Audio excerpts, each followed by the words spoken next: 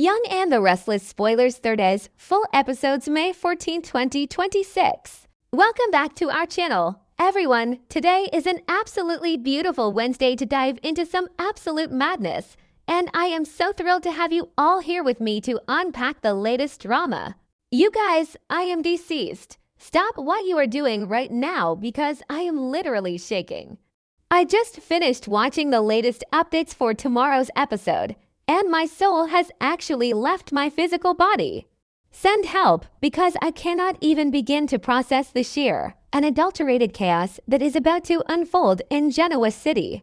I was mid-skincare routine, literally had a charcoal mask smeared all over my expensive living room rug because I had to yeet my phone across the room when I saw what Victor Newman was doing.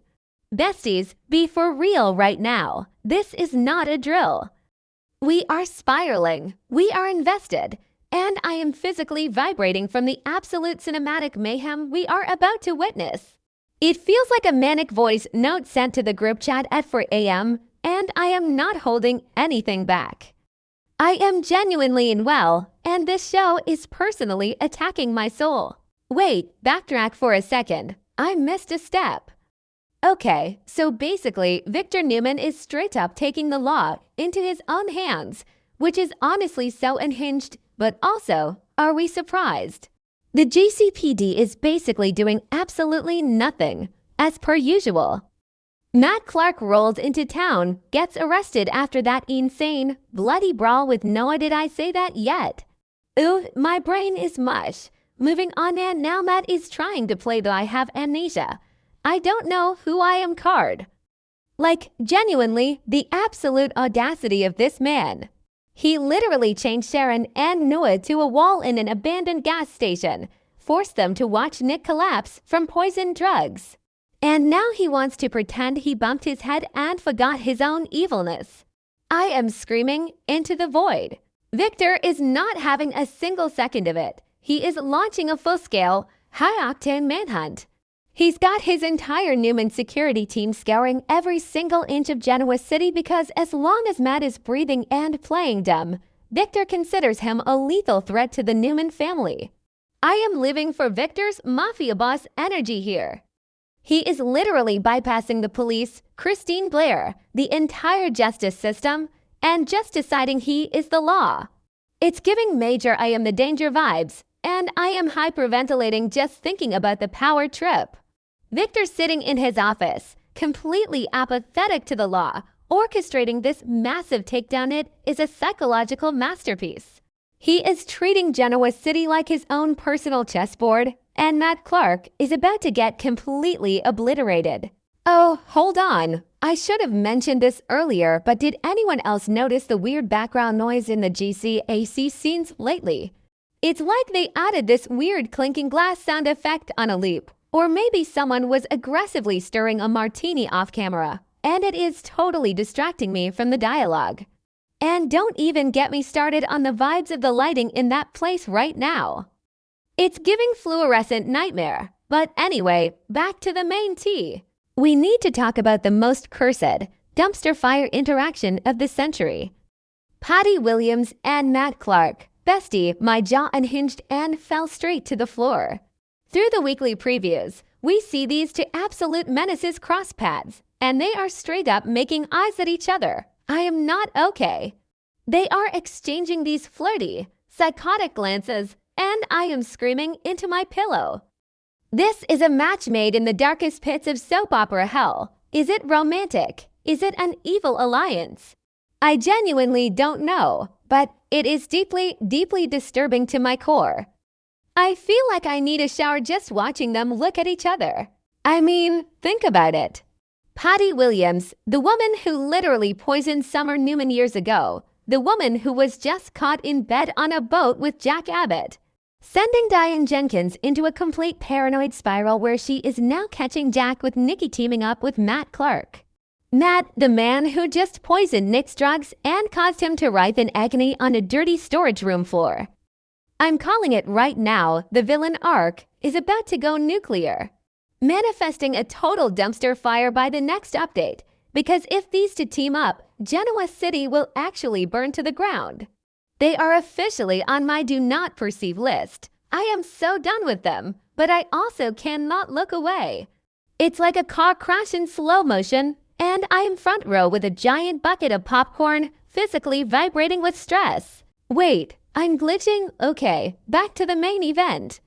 Let's pivot to the Newman brothers because I am genuinely unwell over Nick. Adam Newman, who is honestly carrying the brain cells for the entire family right now, which is a wild plot twist considering his spider days is heavily suspecting that Nick has relapsed.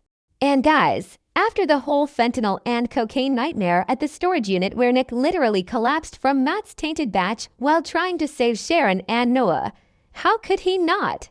Adam is straight up calling Nick out on his erratic behavior, and it is so intense. Adam is terrified that Nick is slipping back into full-blown addiction, and he is not sugarcoating it. He is reading Nick for filth, but it comes from a place of desperate brotherly love. Nick needs to be in a rehab center, like yesterday. The trauma from the Matt Clark situation has just completely shattered him. Imagine stealing drugs from a storage unit, driving high out of your mind to save your ex-wife and son, and then collapsing in front of them. Nick is fighting demons on top of demons, and Adam is trying to hold the pieces together, while everyone else is just watching this tragedy unfold. And then Victor steps in. Oh my God, the tough love from Victor is going to be astronomical. Victor is not going to coddle Nick. He is going to deliver a harsh, brutal reality check. Can you imagine the sheer volume of that conversation? Victor barking at Nick to get his life together while Nick is just spiraling, sweating, and shaking. I am literally clutching my chest. It's so heartbreaking, but also so necessary. Victor's brand of tough love might be the only thing that shocks his system back to reality. But honestly, I am so stressed for Nick. He is genuinely hanging by a thread, and my anxiety is through the roof watching this golden boy crumble into a million pieces. Okay, deep breath. Let me wipe my tear-streaked face because we need to talk about Devon Winters. Devon is officially crossing the line, and I am about to throw hands through the screen. He is going after Lily Winters, questioning her judgment, and just being completely out of pocket. Ever since the whole Mariah kidnapping Dominic situation, Devon has completely changed. He is so bitter, so angry, and so rigid. He is suddenly disrespecting Abby on massive decisions, filing petitions behind her back to throw Mariah in a cold prison cell while she's severely ill in a mental health facility. And now he is coming for Lily. Bestie, be for real right now. You do not mess with Lily. Devon is heading down such a dark, toxic path, and it is entirely fueled by his own unresolved trauma and good intentions. But the road to hell is paved with good intentions, and Devon is speeding down it at 100 miles per hour. He is isolating himself by lashing out at the women in his life who are just trying to keep the family together. Lily is already dealing with so much, trying to manage Chancellor Winters and her dying uncle, and Devon acting like a tyrant is the last thing she needs. I am genuinely offended on Lily's behalf. He is officially acting like a villain in his own story. And don't even get me started on the vibes Devon is giving off regarding Kane Ashby. Devon needs to take several seats and realize that Kane, yes, problematic, lying, scheming, identity-faking Kane is literally the O&LY person who is a bone marrow match for Malcolm Winters. Kane is literally saving Malcolm's life. I know Kane has an ulterior motive and wants a secret contract to control Chancellor Winters, which is honestly so unhinged and manipulative.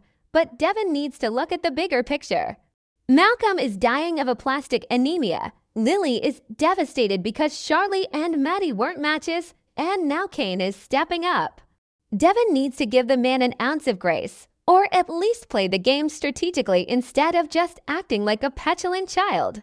If Devon doesn't snap out of this dark phase, he is going to lose everything.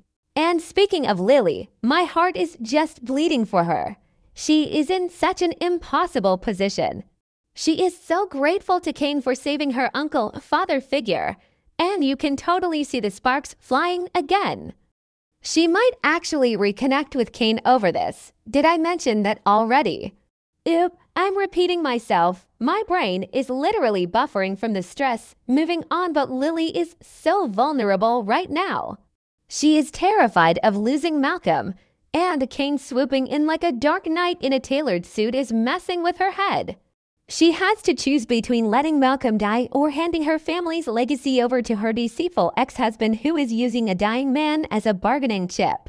It is sick, and I am spiraling over her choices. I am genuinely terrified that something is going to go wrong with the medical procedure. Like, what if the stem cells get lost in transit to New York?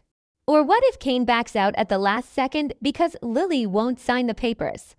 Manifesting that they arrive safely, but this is a soap opera, so I am just bracing for impact. If those stem cells get destroyed or delayed, I will actually riot in the streets of my living room. I cannot handle the thought of Lily losing Malcolm after coming this close to a cure. Every single storyline is a psychological masterpiece of absolute chaos, and I am living for it, but also dying inside.